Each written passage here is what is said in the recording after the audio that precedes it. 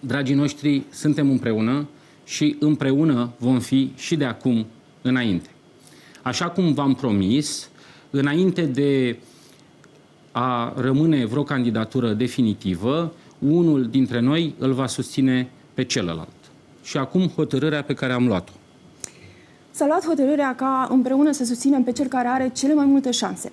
Pentru că domnul George Simion are un partid mare în spatele său, are o structură, noi toți trebuie să trecem peste partide, așa cum a spus și domnul Călin Georgescu, și să susținem această mișcare dându-i toate șansele. Așadar, eu mă voi retrage pentru ca să nu apar pe buletinul de vot și ca să nu se împartă voturile.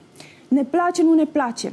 Este un număr limitat de candidați pe care îi avem pe buletinul de vot. Și noi trebuie să alegem cu sufletul și să înțelegem și să respectăm decizia domnului Călin Georgescu, care a luat-o împreună cu noi. Ducem mișcarea suveranistă mai departe, continuăm ce am început.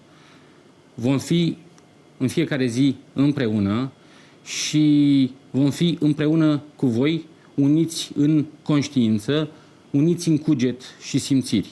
Mergem până la capăt, nu este vorba de o persoană, ci de un principiu. Doamne ajută! Doamne ajută!